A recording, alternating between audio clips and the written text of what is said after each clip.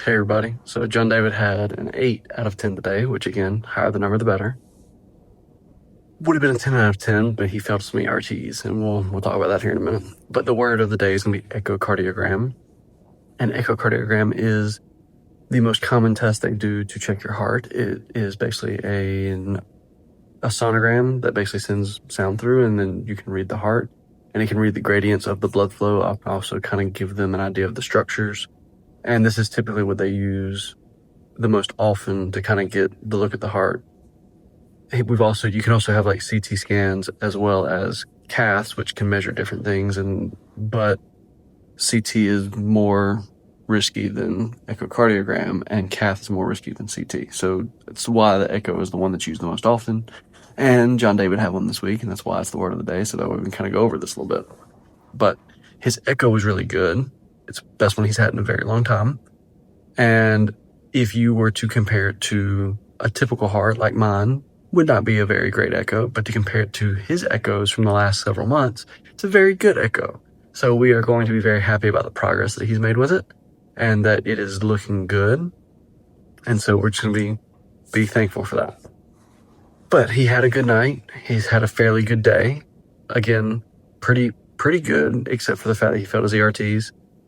He is still peeing and pooping, so we are excited for that. Again, never thought I'd be so excited for I get to pee and poop. If you remember this word from the other day, they DC'd or discontinued his morphine, so he is completely off morphine. So that is a huge praise. Like, we are off morphine. And he has 6 weans left on his Versed. He's at 0.11, at 0.11, and they are doing 0.02 weans, so he's got 6 of those left, which will roughly equate to be about 4 days with how they're weaning it. And then he also has 8 weans left on his deck, so they're doing 0.1 weans on that, and he's at 0.8. And so that one will take a little bit longer, about 5 days, but we'll get there when we get there. He can come off of the vent and still be on the decks. He needs to get off the Versed completely before he comes off the vent. So at a bare minimum, I'm probably looking at about 4 days before they try and come off the vent. But that's all contingent on him passing his ERTs. He has to pass several of those in a row before they will let him come off. And when I say several in a row consecutively, if he fails one, it resets. And so his feeds were increased to 24 milliliters per hour today, which is slowly stepping up. He's going up about 3 mLs a day now. And so he's going up 1 ml every 8 hours. But he's tolerated it well today. So overall, given all of that, very good day. He actually only had 1 bolus of morphine the entire day, and that was actually when I got here this evening. Mama Kay has been staying here the last couple of days while I went to work and Mallory went to work.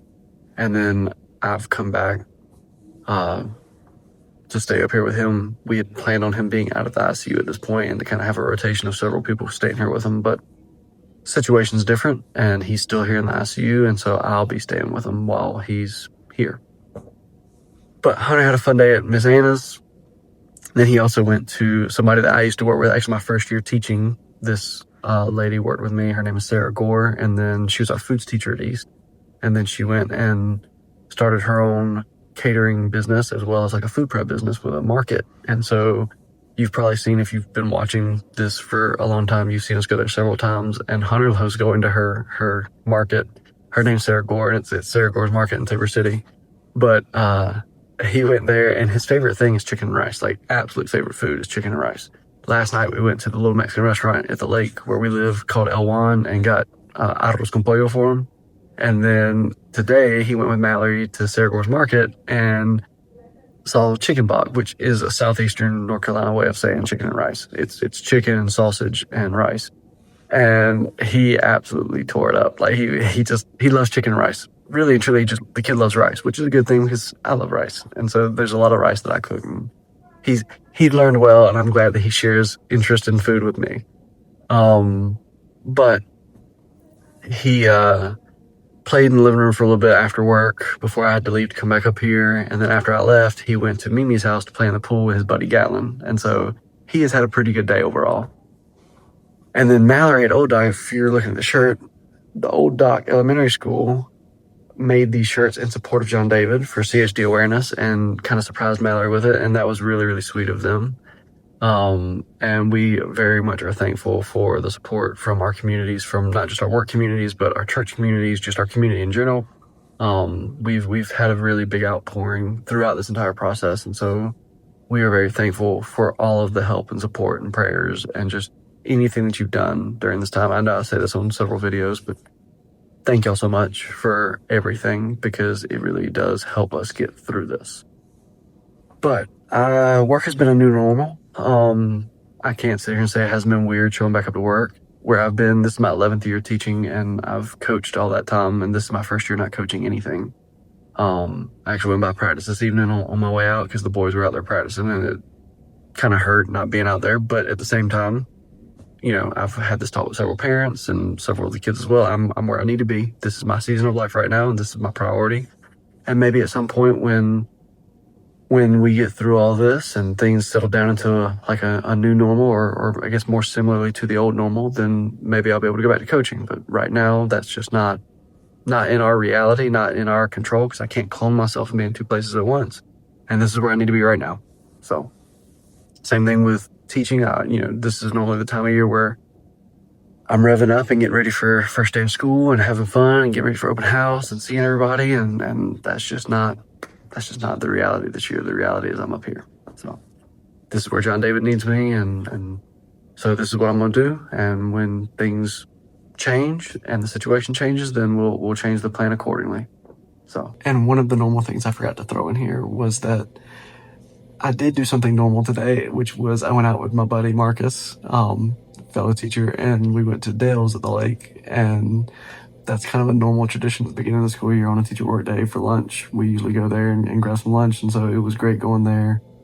And they've been very supportive. Tom and Julie, who are the owners of Dale's at the Lake, have been very supportive of us, and they've had a jar out and been very supportive of the entire situation with Jon David. And so if y'all are at the lake, please stop by and go see Dale's at the Lake, go see Tom and Julie, because they have very, very good food, as you'll see in here.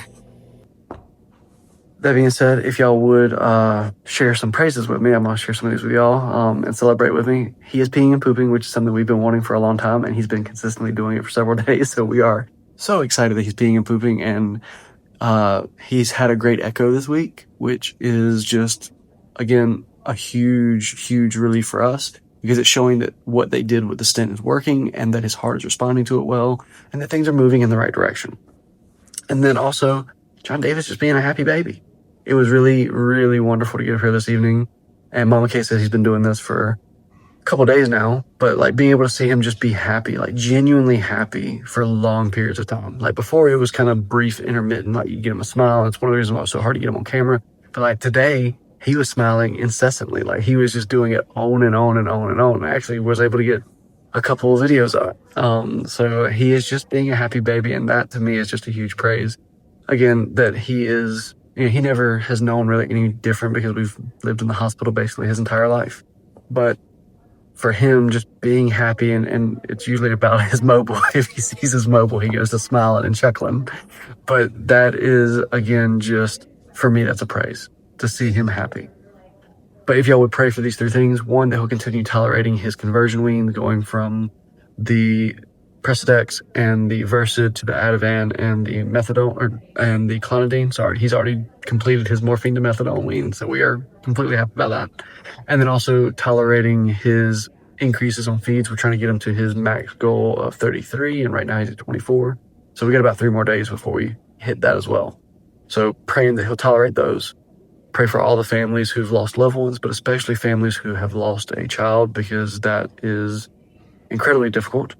And I would argue an impossible situation that those families just have to face, because that is their new reality. And then please pray for all the kids and families who are battling congenital heart defects, because this is not an easy journey. It is very much terrible and difficult. And, you know, when it goes textbook, that's great. But as long as we've been here, we're coming up on half a year being up here, and textbook doesn't happen all that often. It is much more likely that you're going to face complications. And so please pray for those families. If you know one of those families, reach out to them. It doesn't have to be us. There are plenty from the Southeast region that we've met. I'm sure if you ask around, you probably know a family.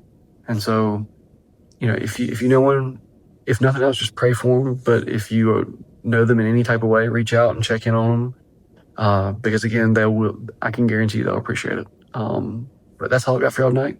Hope y'all continue to choose Hope daily. Y'all have a good night. God bless. And we'll see you tomorrow.